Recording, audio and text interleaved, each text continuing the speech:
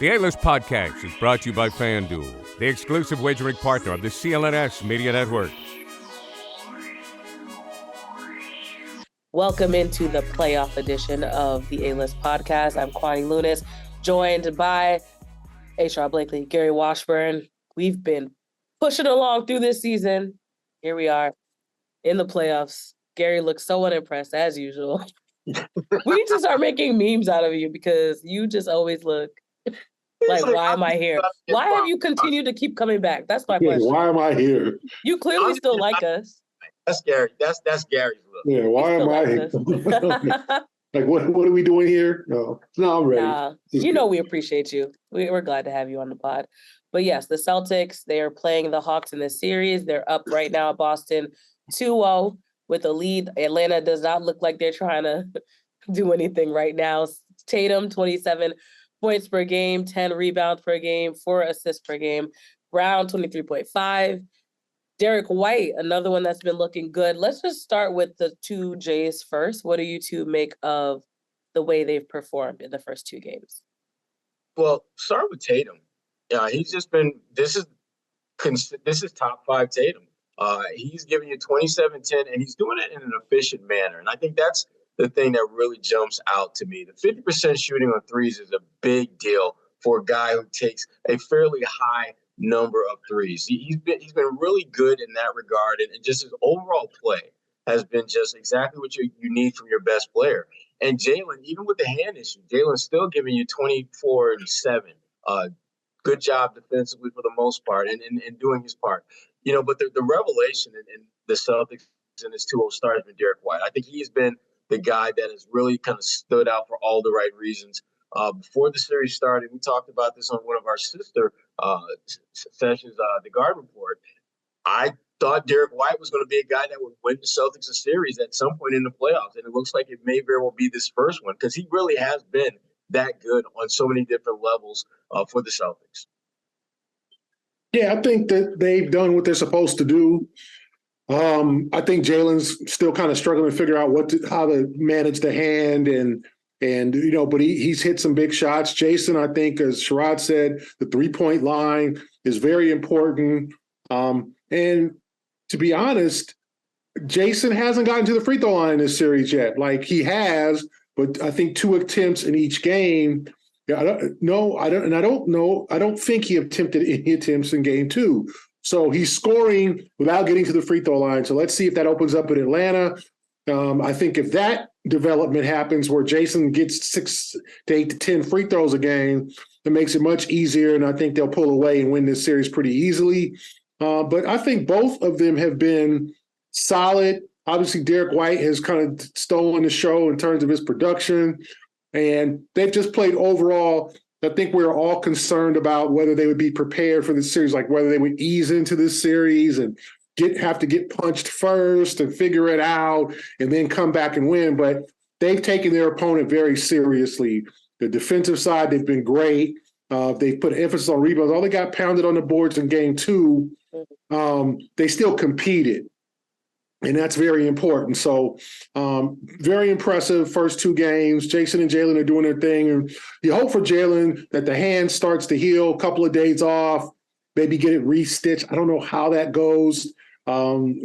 Just how you heal something faster in that sense. You put a bunch of ointment on it. You go to your grandmama in Atlanta and get one of them old school remedies. Maybe that. Castor oil. Yeah, maybe some Vicks, some castor oil,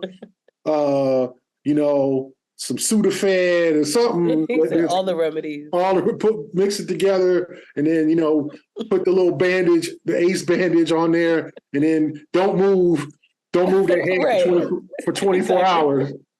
Maybe something like that. So hopefully he'll heal up. And then if they end the series quickly, they can get some rest and get that time off before they obviously likely face the 76ers. Gary, a little too specific with some of them home remedies.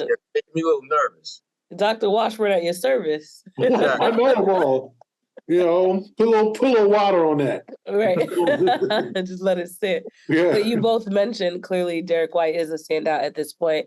His stats, 25 points per game, 6 rebounds per game, 4.5 assists, 2.5 blocks, 50% on three and 62.1% shooting from the field.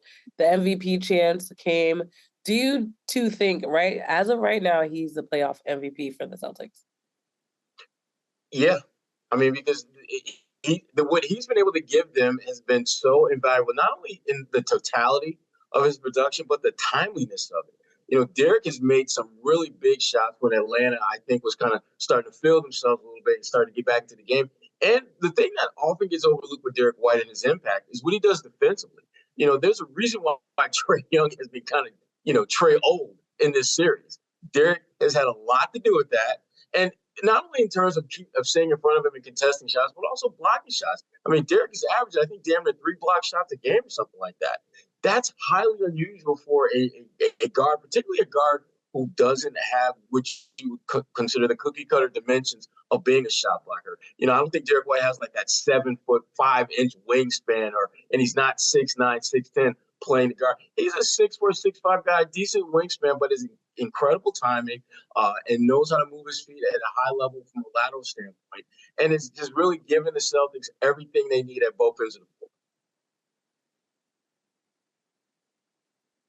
Yeah, damn, Sherrod, you just stopped suddenly. Like you was Right, like, we got to process. I was like, hey, did Sherrod's microphone cut off? I'm trying to give you space, Gary. I've never seen him quiet that hell. I was waiting for 3 more sentences. Yeah, I think Derrick has been the best player in many cases. As Sherrod said, I can't believe I'm agreeing with him again 2 times. But yeah, bail him out with big shots. Not being afraid. I mean, I think the development of Derrick White has been the biggest plus for the Celtics overall this season. Malcolm Brogdon's coming and do what he do. He's probably going to win 6th Man of the Year award. We'll hear about that. I'm not sure if it's tonight or tomorrow. I know awards are being handed out this week. Not all of them, but some. But Derrick has become a more confident player. Shooting with like, hey, it's okay if you miss. You're not going to get benched. You're not going to have something bad happen to you. Get in there and be you. And he has been more of himself, attacking the rim, making those floaters, getting to the free throw line. A big plus, get to the free throw line, making easy points. So 40% free throw shooter. Sorry, 3-point shooter, not free throw shooter. 40% 3-point shooter. Over the last several months. So a guy who can knock down the long ball, like overall being that reliable, him or Brogdon being that reliable number 3 scorer takes the pressure off Robert Williams and Al Horford or even Marcus Smart from having to do it, because the less Marcus puts pressure on himself to score, the better the Celtics are. So I think White and Brogdon have combined to make Marcus like, okay, all I need to do is defend and hit an occasional shot. So I think that just makes them a better team. Absolutely. And talking about teams, when you think about small businesses, they would be considered a team. And the thing about running your own business is that every single hire counts. And no hiring partner understands that like Indeed. Indeed is a hiring platform where you can attract, interview, and hire all in one place. Don't spend hours on multiple job sites looking for candidates with the right skills when you can just find it and do it all right there on Indeed. You can find top talent with their Indeed suite of powerful hiring tools like matching, assessment, and virtual interviews. Hate waiting. Indeed's US data shows over 80% of Indeed employers find quality candidates whose resume on Indeed matches their job description the moment they sponsor a job. We talk about this sponsor every week because the thing that we love about their app in their website is that they have the Indeed instant match. Candidates you invite to apply can, through the instant match, are 3 times more likely to apply to your job than candidates who see it in the search, according to US Indeed data. With Indeed matching, as soon as you sponsor a job, you get a short list of quality candidates whose resume on Indeed match your job description. Boom, it's a hiring at warp speed. Indeed does the hard work for you. You can sponsor a job and we'll match it with quality candidates whose resume on Indeed fit your job description right when you post. Indeed knows when you're hiring your own business, for your own business, you have to make every dollar count. And that's why with Indeed, you only pay for quality applications that match your must-have description and requirements. Visit Indeed.com/A-List to start hiring right now. Once again, Indeed.com/A-list. Indeed.com/A-list. Terms and conditions apply. Cost per application pricing not available for everyone. Need to hire, you need Indeed. So moving on to the Hawks, one of the few bright spots for them in the two games has been the play of Dejounte Murray, 26.5 points per game, 7 rebounds. He's really kind of holding the team down when you think about the glue guy, but does he worry you when you think about the Celtics and that opponent? They're back at home. Does he worry you for the Celtics going into game 3? What do you think, Gary? Well, I think that going home, a lot of the players who aren't playing so well are going to play better. Sadiq Bey's going to knock down threes. Bogdanovic is going to, I thought he's been pretty good first 2 games. He's going to knock down threes. Clint Capella suddenly is going to turn to Akeem Olajuwon. Like the players who have struggled, DeAndre Hunter. So the Celtics have to watch out for that. Like now, the good thing is they took the first punch in game 2. Atlanta jumped out to a 22-11 lead. They look like, okay, we're here. We're about to make a statement in this game. Then the Celtics went on something like a 63-37 run after that, took control, led for double digits the whole second half, or most of the way, not the whole second half. So I think they're going to have to watch out for that same people in the AT, they're going to be fired up, and watch out for the other guys. Murray has been good. I'm concerned that the Celtics can't really guard Murray. He's getting to his spots.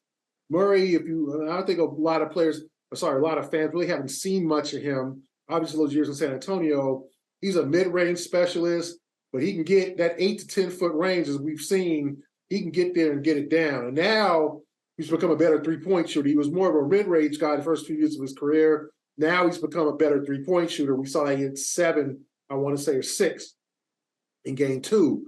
So, and obviously he had some words to say for Joe Mazzulla after each one. So I think they do need to beware of him. And then also Trey. Trey hasn't had that monster game yet. They defended him very well. I just think Atlanta's fighting for its life. We'll see what Atlanta's made of in game 3, because if they lose game 3, the series is pretty much over. So they're going to throw a heavy blow, and all those guys that weren't very good in Boston, the Bays and the Hunters, and John Collins has not been a big factor. Those guys are going to come out and they're going to look like the Globetrotters. They're going to look like, before your time, Kwani. The Globetrotters? Yeah, when they were like, right. Not now. The girl grew up in Jersey. The Harlem when they're just a bunch Globetrotters of dudes. I'm talking about like Curly Neal and Geese Osby and Nate Branch and Meadowlark Lemon. Ones I went to go to the LA Forum and see when I was a kid. My heroes. Those guys, they're going to look like the 96 Bulls. They're going to look like they're going to come out looking like, okay, we're here to make this a series, and the Celtics have to withstand that, stick to the basics and the fundamentals, and withstand that, and try to eke out, which will be probably the toughest game of the series because Atlanta's fighting for his life. Mm-hmm. Murray, though, he a dog. I mean, he's a Seattle kid, came from some tough backgrounds. I don't know if you guys remember. I mean, when his draft, when he came out at University of Washington 1 year, there was some questionable about his character because he had been in some stuff. He has turned himself into an all-star caliber player, maybe next year, but an all-star caliber player. I don't know if did he make the all-star team? I think he did make the all-star team. I was a late. Yeah. So he's a dog, and I think he's the only dog really. And I used to, John Collins is kind of a dog, but but Murray's a dog. And that's the guy, like you said, right, Kwani, that they're going to have to maintain. You don't want it. I don't know if he's a 40-point game guy, but you don't want him dropping an easy 29. And then you don't want Trey dropping 29 and somebody else wanting 20. And everybody's comfortable now. Everybody's comfortable. They're back in the A. So right. The Celtics have to be focused and disciplined. It's not going to be a raucous crowd. It will be, but it'll be something, early start, 7 o'clock. People are going to be chilling, getting to their seats about 7:45 with a little something in their hand, little drink, and chilling. So. Dang, I wish I was in the A now. Yeah, the Celtics are going to have to withstand that big push hold on, not get blown out early, and then come back and because they are the better team. Yeah, I mean, they are the better team. But, Gary, I'm not nearly as bullish on this Hawks team as you are. I think they're done. I think that they are as done as you can possibly be in the playoffs. I agree with you about Dejounte Murray. I mean, to be honest with you, what he's doing now is kind of what I thought he would do once he got to the A. I thought he would be that guy. And I think that there really has been this kind of low-key, behind-the-scenes, slow-drip drama building between him and Trey. I think Trey is clearly the face of their franchise, but I think Dejounte has the dog in him where he should be that guy. I think they should try to follow his lead. And I think that I do think there's a little bit of push and pull with that because you go back to game 2, the Hawks started to do a little something when Trey was on the bench. And Dejounte was kind of running things, and he was the focal point. You know, his ability to, I think, score at all different levels, he doesn't have the explosive firepower of Trey, but he has a much better all-around game. And when you throw in what he does defensively, he gives you a lot of what you really need in that lead player. I just don't think he has the confidence or the support of the guys around him to be that guy. And I think that's one of the things the Hawks are going to have to think long and hard about this offseason, about where is their future, specifically who should be that lead dog of the pack. Should it be Dejounte or should it be Trey? If this series is any indicator, I think the answer to that is quite obvious because the Celtics are basically keeping Trey in check, and they haven't even unleashed the big dogs on them yet. You watch them play against the Hawks, Marcus Smart will have the ball in the block and look back and see Trey and be like, "Nah, I'm gonna swing it out. I don't even need to work this mismatch." Right. He is, and that's where they're at now with the Hawks. They're not even going at Trey the way they normally would. They're just like, we don't have to. We can work on other parts of the game. And if we get in a pinch and we got to get a bucket, guess where we going? Hey Trey, where you at? Come here. That's how they're playing. And you can't do that with Dejounte because he's too good of a defender to go at him like that. And he's a good enough offensive player to where you got to respect his game. So the Hawks, like I said, they're done because they can't figure out how their two best players can coalesce. Mm-hmm. Now, all the calls that we always have about Jalen and Jason and whether they can play together, the Hawks are going to get those same conversations, and they will be legitimate because those two guys clearly they don't play as well together as you see other dynamic duos. Exhibit A, Tatum and Brown. That being said, we talk about Trey and his performance against Boston hasn't been the standard as which I imagine Atlanta has been holding him to, 20 points per game, 7 assists. So do you think this is a result of Boston's defense, or is Trey just struggling right now? Defense. Okay. Trey is an inefficient scorer regardless, but he typically finds a way to get buckets. But the Celtics, they have done a great job of just really taking him out of his comfort zone. Now, he's missed some shots he normally makes. Yes, there's that. But the overall impact of the defense on Trae Young has been undeniable. He's just not able to get in any kind of flow. The guy led the league in total assists this year. And right now, he's averaging damn near as many turnovers as assists. That's not something that you can just chalk up as he's just having a couple of rough nights. No, that is a team that is locked in defensively, making his life as miserable as hell. And that's a big reason why they're up 2-0. Yeah, I think what we're learning about Trey is that he's not a very efficient player. There's a lot of silly turnovers, a lot of, losing the handle of the ball, making passes that are ill-advised, flipping up threes. We've seen Trey when he's just been like, man, that dude's one of the top 10 players in the league. Shooting those 35-footers, getting to the rim, setting up Capella on the alley-oop, pick and roll, things like that. We haven't seen that much of that in this series. I think he's been very inefficient. His three hasn't really gone down. He's not finishing at the rim, and he's looking for fouls, and he's not getting them.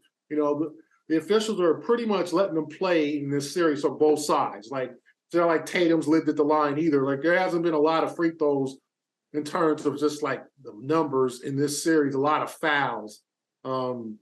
So Trey needs to be more efficient. I think the Celtics defense has something to do with it. I don't think Trey's having a very good year. 33.5% from the three-point line. That's below average, for the NBA. That's not a good three-point percentage. So I think and I just think he probably feels like, okay, I'm at home, and then I'm going to get some more calls. I'm going to be at home. I'm going to be more efficient. I'm going to be a little bit more dazzling. So I'd expect to see a better Trae, but I think we're also learning why Trae Young isn't that top 5. I think there was, kind of okay, he is a top 10 player, right? I think a couple years ago, him and Luka, and it was like, well, both teams won that trade that draft night trade when it was Luka for Trae. Like both teams won. Both teams got a great player.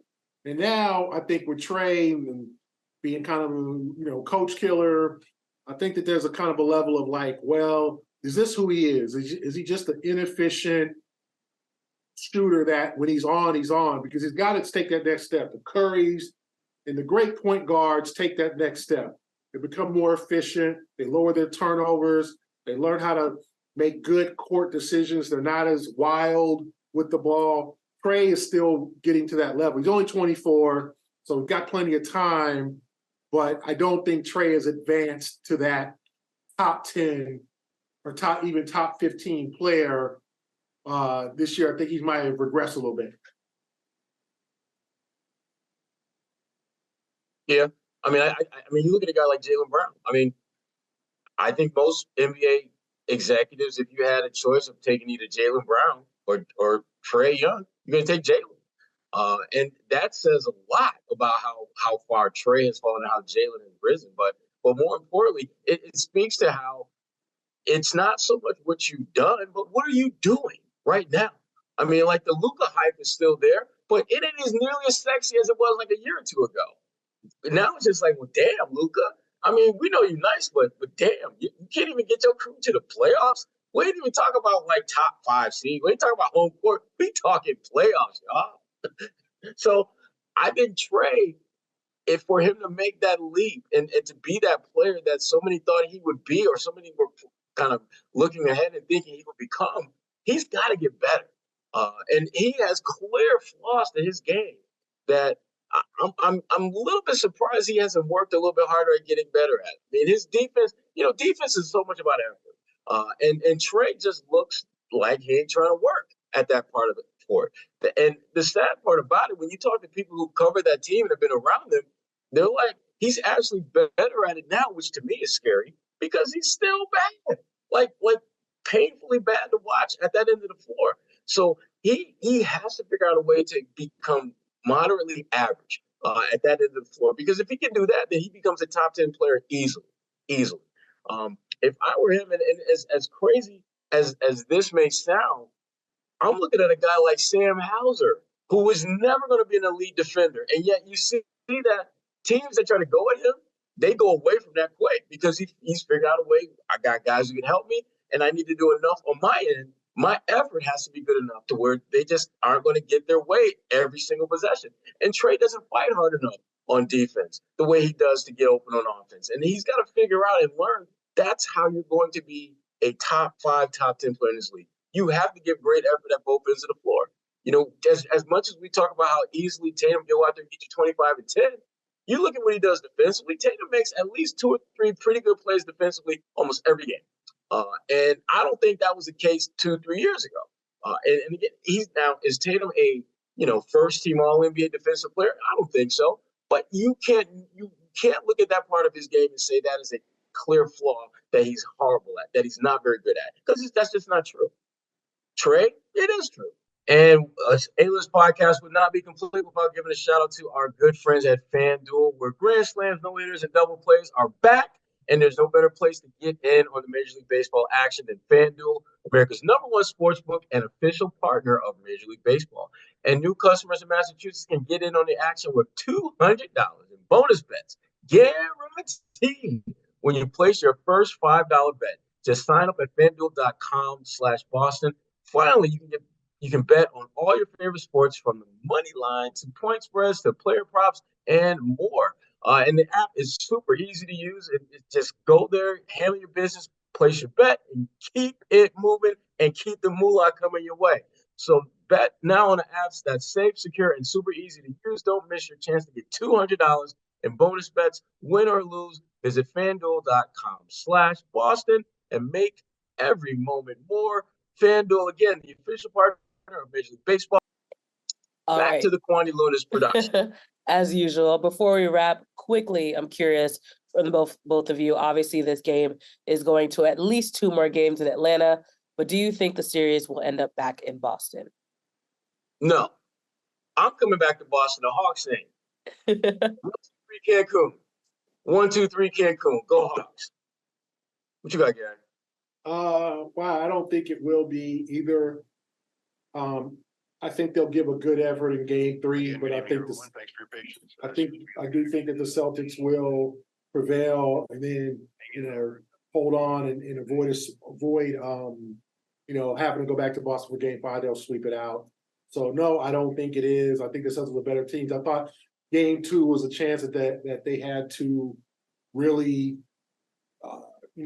make a statement, and they did for a quarter. Right. And maybe it was less than a quarter because the Celtics led in the first quarter. Mm-hmm. So I think that was all they got. But I do think they'll push and make that ATL big time Friday night, Lights run. And hopefully the Celtics, if you're a Celtic fan, you hope that they can withstand that run and then prevail and close out the series, give themselves a chance to rest, Jalen a chance to heal, and we all can head back and get ready round 2 series. Exactly. Well, you heard it here first, folks. Hopefully next week we won't be talking about the Hawks anymore. But until then, this is the A-List Podcast. Sherrod Blakely, Gary Washburn, I'm Kwani Lunis. We'll be back next week with whatever updates we have.